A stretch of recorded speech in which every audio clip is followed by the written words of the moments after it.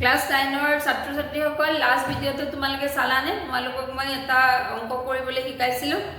আৰু আজি আমি ডিসকাস কৰিম লাস্ট ক্লাস কেটাত লাস্ট ভিডিও কেটাত মই ডিসকাস কৰিছিলো দূৰত্ব হৰণৰ বিষয় আজি আমি ডিসকাস কৰিম দ্ৰুতি কাকবোলে ঠিক আছে দ্ৰুতি মানে হৈছে দ্ৰুতি আৰু বেগ আলোচনা কৰিম আমি দ্ৰুতি হৈছে দূৰত্ব ডিভাইডেড বাই সময় ঠিক আছে দূৰত্বক আমি s এৰে বুজাও সময়ক আমি t ৰে বুজাও ঠিক আছে আৰু দ্ৰুতিক আমি v ৰে বুজাও গতিকে v হৈ যাব s / t এটো আমাৰ দ্ৰুতিৰ ফৰ্মুলা আৰু যদি আমি একক উলিয়াবলৈ যাওঁ সিজিএস সিস্টেম যেটো মই তোমালোকক আগতে কৈ থৈছিলো সিজিএস সিস্টেম কি এসআই সিস্টেম কি সিজিএস সিস্টেমত দূৰত্বৰ একক হ'ব সেন্টিমিটাৰ আৰু সময় একক হ'ল সেকেন্ড তেনেকে এসআই সিস্টেমত ইয়াৰ কি হ'ব মিটাৰ ডিভাইডেড বাই সেকেন্ড তো এই দুটা হৈছে ইয়াৰ একক আমি এটো কেনেকৈ লিখিব পাৰো সেন্টিমিটাৰ পাৰ সেকেন্ড এটোক আমি লিখিব পাৰো মিটাৰ পাৰ সেকেন্ড তো গতিকে এই দুটা হৈছে দ্ৰুতি একক ঠিক আছে দ্ৰুতি যেটো স্কেলাৰ ৰাখি গতিকে তাৰ লগত আমি কোনো দিশৰ কথা নাহে ইয়াত আমি দিশ মেনশন কৰিব নালাগে দ্ৰুতি যোগ বিয়োগ কৰিলে আমি দিশৰ কথা চিন্তাই কৰিব নালাগে ঠিক আছে এতিয়া আমি যদি গড় দ্ৰুতিৰ কথা পাতো গড় দ্ৰুতি কেনেকৈ উলিয়াম এতিয়া কি পাতিম আমি গড় দ্ৰুতি ঠিক আছে গড় দ্ৰুতি কাক বলে তো গড় দ্ৰুতি হৈছে গড় দ্ৰুতিক যাক আমি VAV ৰে বুজাম গড় দ্ৰুতি হৈছে মুঠ দূৰত্ব ডিভাইডেড বাই মুঠ সময় সো আমাৰ যে গড় দ্ৰুতিৰ প্ৰয়োজনীয়তা বেছি আমি বেছিভাগ সময় গড় দ্ৰুতি লৈ আমি অংক কৰিব লাগিব বা প্ৰ্যাকটিক্যাল লাইফত আমাৰ গড় দ্ৰুতিৰ ব্যৱহাৰ বেছি হ'ব ঠিক আছে এতিয়া ধৰা তোমাৰ এইখিনিৰ পৰা এইখিনিলে তুমি গলা এটো তোমাৰ প্ৰাৰম্ভিক বিন্দু আছিল যাত্ৰা ইয়াৰ পৰা তুমি আৰম্ভ কৰিছা নাম এটা দিলো a ইয়াৰ পৰা তুমি এনেকে গলা তাৰ পিছত ধৰা তুমি এনেকে এইখিনি b পইণ্ট এটো b বুলি দিছো b পইণ্ট পালা তাৰ পিছত তুমি c পইণ্ট পালা তাৰ পিছত তুমি গৈ d পইণ্টত তুমি ৰখিলা তো তোমাৰ প্ৰাৰম্ভিক বিন্দু আছিল a আৰু গৈ তুমি ৰখিলা গৈ d বিন্দু অন্তিম বিন্দু তোমাৰ d এতিয়া এইবিলাক তো দূৰত্ব বেলেগ বেলেগ তো ধৰি লৈছো এইখিনি তোমাৰ দূৰত্ব আছিল ও a পৰা b লে যাওঁতে 10 মিটাৰ এইখিনি আছিল ধৰি লৈছো 7 মিটাৰ এইখিনি ধৰি লৈছো তোমাৰ 13 মিটাৰ ঠিক আছে তো গতিকে এতিয়া এইখিনিৰ পৰা a পৰা b লে যাওঁতে 10 মিটাৰ যাওঁতে ধৰি লৈছো তোমাক লাগিলে 2 সেকেন্ড তাৰ পিছত ইয়াৰ পৰা ইয়ালে যাওঁতে তোমাক লাগিলে ধৰি লৈছো 1 সেকেন্ড ঠিক আছে আৰু এইখিনিলে যাওঁতে লাগিলে ধৰা তোমাক আকৌ 2 সেকেন্ড ঠিক আছে এতিয়া যদি তোমাক কয় যে তোমাৰ গড় দ্ৰুতি নিৰ্ণয় কৰা তেতিয়াহলে তুমি কেনেকৈ কৰিবা গড় দ্ৰুতি হৈ গল এটো মই ধৰি লৈছো এটো s1 = 10 তোমালোকে কেনেকৈ লিখি লবা যদি তোমালোকক দিয়ে বেলেগ বেলেগ দূৰত্ব ধৰু s1 = 10 metre t1 = 2 meter and s2 = 7 meter and t2 = 1 second s3 =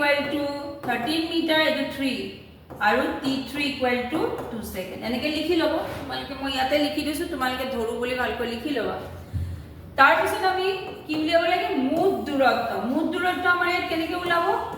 s1 + s2 + s3 divided by p1 + t2 +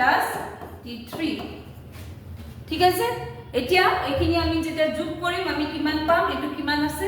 10 + 7 + 13 তো 10 + 7 + 13 divided by 2 + 1 + 2 2 + 1 + 2 গতিকে আমি কিমান পাম এতিয়া এটো মই এটা মুছি দিম কাৰণ মই অংক কৰিবলৈ জায়গাটো নাইকিয়া হৈ গৈছে গতিকে এইখিনি মই মুছি দিছো এতিয়া আমি পাম 17 13 হৈ গল হাতে তিনিয়ে ঠিক আছে 17 13 হৈ গল 30 ডিভাইডেড বাই 2 1 3 3 2 5 তো আমি পাই গলো 60 মিটাৰ পাৰ সেকেন্ড সো এটো হৈ গল গড় দ্ৰুতি ঠিক আছে তো এনেকে গড় দ্ৰুতি উলিয়াব লাগিব গড় দ্ৰুতি উলিয়াবলৈ হলে মুঠ দূৰত্ব ডিভাইডেড বাই মুঠ সময় ঠিক আছে এতিয়া মই নেক্সট টপিকলৈ যাওঁ এটো হৈছে বেগ কাক কয় বেগ হৈছে বেগ কাক কয় বেগ হৈছে হৰণ ডিভাইডেড বাই সময় চোৱা দ্ৰুতি উলিয়াবলৈ আমি দূৰত্ব ডিভাইড বাই সময় কৰিম আৰু বেগ উলিয়াবলৈ আমি হৰণ ডিভাইড বাই সময় কৰিম বেগক আমি v ৰে বুজাও হৰণক আমি s ৰে বুজাও আৰু সময়ক আমি t ৰে বুজাও মই আগতে এবাৰ তোমালোকক কৈছিলো ভেক্টৰ ৰাখি যেহেতু গতিকে তাত আমাৰ এৰো দৰকাৰ হয় ইয়াৰ ওপৰত ভেক্টৰ এৰো দিব লাগে আচলতে নহলে এইটো দ্ৰুতি আৰু বেগ একে হোৱা বুজাব কিন্তু আচলতে তোমালোকৰ কিতাপত ভেক্টৰ বস্তুটো ইনক্লুড কৰা নাই ভেক্টৰ বিষয়ে একো তেনেকুৱা জ্ঞান দিয়া নাই গতিকে তোমালোকৰ তাত কিতাপত v ৰে দ্ৰুতিও বুজাইছে v ৰে বেগও বুজাইছে কিন্তু যেতিয়া তোমালোকে 11 লে পাবা তোমালোকে দেখিবা বেগ বুজাবলৈ আমি v ওপৰত এৰো দিম আৰু দ্ৰুতি বুজাবলৈ আমি v ওপৰত এৰো নিদু তো এতিয়া কথা হৈছে বাৰু আমি এৰোটো নিদিয়াকৈ কৰোঁ কাৰণ তোমালোকৰ কিতাপত যেহেতু নাই গতিকে এৰোটো লৈ পেলাই নহ'লে তোমালোকৰ টেনশ্যন হ'ব তো গতিকে বাদ দিছোঁ এৰোটো ঠিক আছে এতিয়া কথা হ'ল এতিয়া ইয়াৰ একক কি হ'ব CGS একক একেই হ'ব ন কাৰণ হৰণৰ একক মানে একে মানে কাৰ লগত একে দ্ৰুতিৰ লগত একে সেন্টিমিটাৰ ডিভাইডেড বাই সেকেন্ড অৰ্থাৎ এইটো সেন্টিমিটাৰ পাৰ সেকেন্ড হ'ব আৰু এসআই এককটো কি হ'ব এসআই একক হ'ব মিটাৰ পাৰ সেকেন্ড তাক আমি এনেকে লিখিব পাৰো অৰ্থাৎ আমি দেখিলো যে দ্ৰুতি আৰু বেগৰ একক একে হ'ব হৰণনো কি বস্তু নিম্নতম দূৰত্বই নহয় জানো তো গতিকে নিম্নতম দূৰত্ব আৰু দূৰত্বৰ এককটো একে হ'ব গতিকে আলটিমেটলি বেগ আৰু হৰণৰ বেগ আৰু দ্ৰুতিৰ একক একে হয় ঠিক আছে কিন্তু বেগ যেহেতু এটা যদিও আমি ইয়াতে এৰোটো নিলিখো ওপৰত এৰোটো নিদু কিন্তু বেগ আমি জানো যে এটা ভেক্টৰ ৰাখি গতিকে ভেক্টৰ ৰাখিৰ লগত আমি দিশটো আমি উল্লেখ কৰিব লাগিব গতিকে যেতিয়া আমি বেগৰ কথা পাতিম বা বেগৰ যোগ বিয়োগ আমি কৰিম তেতিয়াহ'লে আমাক তাৰ দিশৰ ফালে আমি মন দিব লাগিব আমি দিশটো কনসিডাৰ কৰিব লাগিব দিশটো চাই লৈ পেলাই আমি যোগ বিয়োগ কৰিব লাগিব এইবিলাক তোমালোকে 11ত শিকিবলৈ পাবা তো এতিয়া আমি যিখিনি কৰিম তাত আমি ইমান দিশৰ আমাৰ ক্লাছ 9ৰ যিখিনি দিছে তোমালোকক তাত ইমান দিশৰ কথা প্ৰয়োজন হোৱা নাই যদিও আমাৰ নেক্সট চেপ্টাৰটোত মানে সেকেন্ড যিটো ফিজিক্সৰ চেপ্টাৰ আছে ফ'ৰ্স এণ্ড লজ অফ মোশন তাত অকমান আমি দিশৰ কথা লৈ পেলাই সিৰিয়াস হ'ব লাগিব এতিয়া ইমান দৰকাৰ নাই ঠিক আছে এতিয়া আহো আমি নেক্সট কথাটো হৈছে গড় বেগ যেনেকৈ আমি গড় দুটি উলিয়ালো গড় বেগৰো কথা আছে কাৰণ এটা বস্তুৰ বেগটো সলনি হৈ থাকে হয়নে নহয় বা দ্ৰুতি সলনি হৈ থাকে অনবৰতেতো বেগ দ্ৰুতি একেটা বস্তু এখন বাছ যেতিয়া যাব তাৰ বেগ বা দ্ৰুতি সলনি হৈ গৈ থাকিব গতিকে আমি যেতিয়া ব্যৱহাৰিক ক্ষেত্ৰত বেগ আৰু দ্ৰুতিৰ কথা পাতিম তেতিয়াহ'লে গড় বেগ বা গড় দ্ৰুতিটো আমাৰ বেছি প্ৰয়োজন হৈ পৰিব এনে ইনষ্টেণ্টেনিয়াছ দ্ৰুতি বা ইনষ্টেণ্টেনিয়াছ ভেলচিটিতকৈ ঠিক আছে তো আমি এতিয়া গড় বেগৰ কথা পাতোঁ তো গড় বেগ আমি কেনেকৈ উলিয়াম চোৱা ওকে গড় বেগ পোৱাৰ আগত মই তোমালোকক এটা কথা কওঁ যিটো তোমালোকৰ কিতাপত ডেফিনেশ্যন হিচাপে দিয়া আছে সেইটো হৈছে যে বেগ হৰণৰ সমান হ'ব যদিহে সময় একক হয় মানে যেতিয়া সময়ৰ ভ্যালুটো এক হ'ব তেতিয়া কাৰ সমান হ'ব বেগটোতো হৰণৰ সমান হ'ব তো বেগ ইকুৱেল টু কি হৈ যাব বেগ ইকুৱেল টু হৰণ হ'ব কিন্তু কেতিয়া হ'ব এইটো ঘটনা যদিহে সময় মান টু 1 হয় 1 সেকেন্ড হওক 1 মিনিট হওক যি হওক মান যেতিয়া 1 হ'ব তেতিয়াহ'লে মানে কাৰ মান সময়ৰ মান যেতিয়া 1 হ'ব তেতিয়াহ'লে বেগ হৰণৰ সমান হ'ব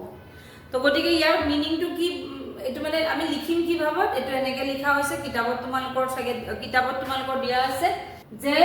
একক সময়ত অতিক্ৰম কৰা হৰণৰ পৰিমাণকে বেগ বোলে তাকে আমি আকৌ ভাঙিব পাৰো চাবা কেনেকে হৰণ মানেটো কি নিম্নতম দূৰত্ব মই শৰ্টত লিখিছো নিম্নতম দূৰত্ব হৈছে হৰণ নিম্নতম দূৰত্ব এক নিৰ্দিষ্ট দিশটো লাগিব নিৰ্দিষ্ট দিশত নিম্নতম দূৰত্ব এক নিৰ্দিষ্ট দিশত মানে নিম্নতম দূৰত্বটো তুমি লিখিলা লগত দিশ লিখিলা তেতিয়া এটো হৈ গ'ল হৰণ এতিয়া তাৰ মানে হৰণৰ মেইন যিটো আমি ভ্যালু পাৰ্টটো হেতু নিম্নতম দূৰত্বটো পালে আমি হৰণৰ ভ্যালুটো পাই যাম লগত দিশটো উল্লেখ কৰি দিলে আমাৰ টোটাল হৰণটো প্ৰকাশ কৰা হৈ যাব এতিয়া মই এটো এনেকেও লিখিব পাৰো ন যে বেগ হৈছে এক নিৰ্দিষ্ট দিশত একক সময়ত অতিক্ৰম কৰা নিম্নতম দূৰত্ব বেগ হৈছে এক নিৰ্দিষ্ট দিশত একক সময়ত অতিক্ৰম কৰা নিম্নতম দূৰত্ব তেনেকেও লিখিব পাৰা বা বেগ হৈছে একক সময়ত অতিক্ৰম কৰা সৰণ সৰণ বুলি কৈলে তাত দিশ আৰু মান দুইটা সোমাই থাকে গতিকে আকৌ এক্সট্ৰাকে দিশৰ কথাটো আমি ক'ব নালাগে কিন্তু যদি তুমি নিম্নতম দূৰত্ব কোৱা তেতিয়াহ'লে নিৰ্দিষ্ট দিশৰ কথাটো মেনশ্যন কৰিব লাগিব বুজি পালা কথাটো ওকে তাৰপিছত আমি নেক্সট আমি আগবাঢ়ো গড় বেগ কেনেকৈ উলিয়াম গড় বেগ হ'ব সৰণ ডিভাইডেড বাই মুঠ সময় এতিয়া সৰণনো কিয় মুঠ নহয় কাৰণ তুমি এটা নিৰ্দিষ্ট বিন্দুৰ পৰা যদি তুমি আৰম্ভ কৰিছা আৰু ক'ৰবাত এনেকৈ তুমি এনেকৈ পকাই চকাই আহি পেলাই তুমি এটা অন্তিম বিন্দু পালাহি ঠিক আছে এতিয়া যেনেকেই নাহা তুমি তোমাৰ নিম্নতম দূৰত্ব সদায় ভেলু এটাই হ'ব গতিকে সৰণৰ ভেলু মাত্ৰ এটাই থাকিব গতিকে মুঠ সৰণ লিখাৰ কোনো মিনিং নাথাকে গতিকে ইয়াত মই মুঠ লিখা নাই কিন্তু সময়টোতো মুঠ লিখিব লাগিব এনেকৈ আহোঁতে কিমান এনেকৈ তো তাত তুমি মুঠ লিখিব পাৰা কিন্তু সৰণ মুঠ নাথাকে এটা বিন্দুৰ পৰা আৰম্ভ কৰি নেক্সট বিন্দুলৈ যাওঁতে আমাৰ সৰণ সদায় এটাই সৰণৰ ভেলু আমি সদায় এটাই পাম তাৰ দিশো আমি এটাই দিশত পাম যেনেকৈ ইয়াত এটা দিশতে আহিছে এটাই ভেলু পাম ষ্ট্ৰেট লাইনেই সৰণৰ মান প্ৰকাশ কৰিব মানে নিম্নতম দূৰত্বটোৱে হ'ব সৰণ এতিয়া গড় বেগক আমি বুজাওঁ ভি একেই তেনেকৈ আমি দ্ৰুতিত কৰিছোঁ কিন্তু আচলতে তোমালোকে পিছত পাবা এইটো এৰো লাগে এতিয়া আমি এৰো নিদিওঁ কাৰণ আমাৰ কিতাপত নাই দিয়া গতিকে ইয়াত এছ ডিভাইডেড বাই T1 plus T2 plus T3 তো যদি তুমি মুঠ সময়টো ডাইৰেক্টলি জানা ইয়াৰ পৰা আৰম্ভ কৰি তালৈ ডাইৰেক্ট কিমান সময় লাগিছে তো ডাইৰেক্ট লিখা যদি ভাঙি সময়খিনি দিছে তোমাৰ অংকটো তেতিয়াহ'লে যোগ কৰি পেলোৱা তো মুঠ সৰণ ডিভাইড বাই সৰণ ডিভাইড বাই মুঠ সময় হৈ গ'ল গড় বেগৰ ফৰ্মুলা আৰু এটা ফৰ্মুলা আছে তুমি ধৰা এইখিনিতে এইটো প্ৰাৰম্ভিক বিন্দু আৰু এইটো হৈছে অন্তিম বিন্দু এতিয়া প্ৰাৰম্ভিক বিন্দুত তুমি যাত্ৰা আৰম্ভ কৰোঁতে তোমাৰ বেগ আছিলে ধৰি লৈছো ইউ আৰু গৈ যেতিয়া তুমি অন্তিম বিন্দু পালাগৈ তেতিয়া ধৰি লৈছো তোমাৰ বেগ হৈ গ'ল ভি ঠিক আছে প্ৰাৰম্ভিক বিন্দুত যাত্ৰা আৰম্ভ কৰোঁতে যিটো বেগ হয় এইটোক আমি প্ৰাৰম্ভিক বেগ বুলি কওঁ সেইটো ইউৰে বুজাওঁ আৰু অন্তিম বিন্দুত গৈ পেলাই যিটো বেগ হয় এইটোক আমি অন্তিম বেগ বুলি কওঁ আৰু সেইটোক ভিৰে বুজাওঁ ঠিক আছে যদি তুমি প্ৰাৰম্ভিক বেগ আৰু অন্তিম বেগৰ মান জানা তেতিয়াহ'লে তুমি